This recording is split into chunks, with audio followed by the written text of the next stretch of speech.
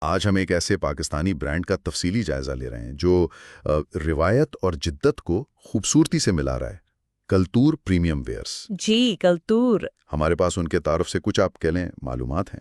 مقصد یہ سمجھنا ہے کہ برانڈ پشاوری چپل جیسے روایتی فن کو کیسے ایک نئی شکل دے رہا ہے اور اسے دنیا بھر میں پہچان دلا رہا ہے۔ بالکل، آئیے اس کا جائزہ لیتے ہیں۔ یہ واقعی دلچسپ ہے، خاص طور پہ یہ دیکھنا کہ کیسے ثقافتی ورثے کو ایک جدید کاروباری ماڈل میں ڈھالا جا رہا ہے۔ صحیح۔ تو کلتور پریمیم ویئرز کی بنیاد رکھی گئی 2020 میں عرفان احمد نے۔ اچھا، زیادہ پرانی بات نہیں؟ جی نہیں، ان کا مشن وہ کہتے ہیں پشاوری چپل بنانے کے فن کو دوبارہ زندہ کرنا ہے۔ یعنی جو شاید کہیں کھو رہا تھا؟ شاید۔ یہ خیبر پختونخوا پاکستان کی ثقافت سے گہرا جڑا ہوا ہے۔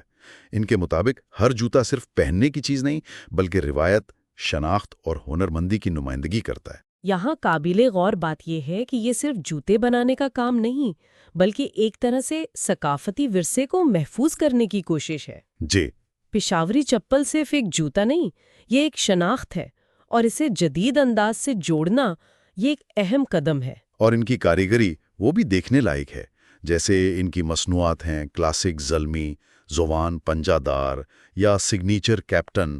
جی، کپتان تو کافی مشہور ہوئی۔ ہاں، تو یہ سب ہاتھ سے بنتی ہیں۔ وہ کہتے ہیں کہ معیاری مٹیریل استعمال ہوتا ہے، مطلب اعلیٰ کوالٹی کا لیدر۔ اچھا۔ اور جو کاریگر ہیں وہ بھی تجربہ کار ہیں، ہر کٹائی، سلائی اور ہر چھوٹی تفصیل پر خود کام کرتے ہیں۔ تو مطلب مشین کا کام کم سے کم؟ جی، یہی تاثر ملتا ہے۔ اس سے پائیداری، آرام اور اصلیت کو یقینی بنایا جاتا ہے۔ اور صرف پشاوری نہیں، چترالی، پاکھول اور دوسری ویرائٹی بھی ہیں۔ یہ جو ہے نا، یہ بڑے پیمانے پر پیداوار یعنی ماس پروڈکشن، اس کے بالکل برعکس ہے۔ بالکل۔ محدود تعداد میں تیاری، اصلیت اور معیار پر توجہ مرکوز رکھنا، یہی چیز اسے خاص بناتی ہے۔ صحیح۔ اور یہ ان کاریگروں کی مہارت کی قدر کرنے کا بھی ایک طریقہ ہے جن کا ہنر اکثر آپ دیکھیں نظر انداز ہو جاتا ہے۔ ایک اور پہلو جو مجھے کافی متاثر کرنے لگا وہ ہے ان کا اخلاقی پہلو۔ اچھا، وہ کیا ہے؟ وہ اپنے کاریگروں کو مناسب اجرت اور کام کرنے کے لیے محفوظ ماحول فراہم کرتے ہیں۔ زبردست۔ اور انہیں صرف ملازم نہیں بلکہ شراکت دار یعنی پارٹنر سمجھتے ہیں۔ یہ بہت اہم نکتہ ہے۔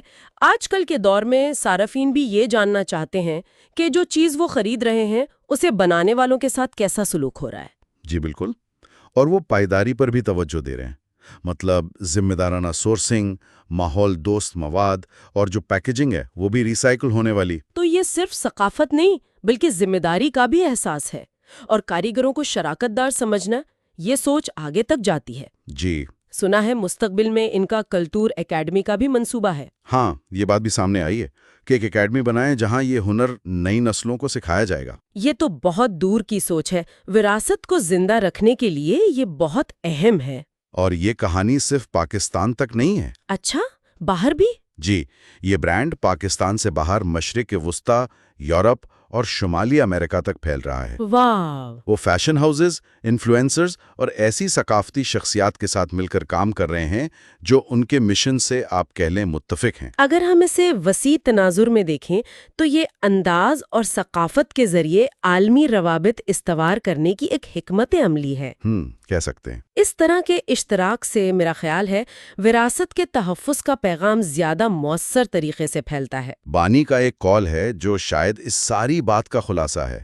یہ صرف جوتے نہیں ہیں، یہ ثقافتی ورثے کو منانے اور محفوظ کرنے کی ایک تحریک ہے۔ بہت گہری بات ہے۔ وہ چاہتے ہیں کہ جب کوئی یہ پہنے تو فخر محسوس کرے اور اس کہانی کو دنیا بھر میں بانٹے۔ یہ خیال کہ ہر جوڑے کے ساتھ صارف ایک تاریخ، ایک ثقافت کو لے کر چل رہا ہے اور وہ بھی فخر سے، یہ بہت معنی خیز ہے۔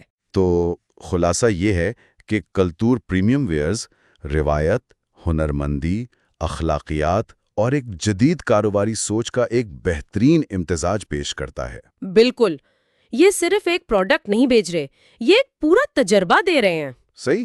اور یہ ایک اہم سوال بھی اٹھاتا ہے میرے خیال میں۔ وہ کیا؟ کہ اس طرح کے روایتی ہنر نہ صرف کیسے زندہ رہ سکتے ہیں بلکہ عالمی سطح پر کیسے ترقی کر سکتے ہیں۔ کیا یہ ماڈل جہاں روایت، جدیدیت اور اخلاقیات مل جائیں، کیا یہ دوسرے ثقافتی کاریگروں کے لیے بھی ایک مثال بن سکتا ہے؟ یہ ایک غور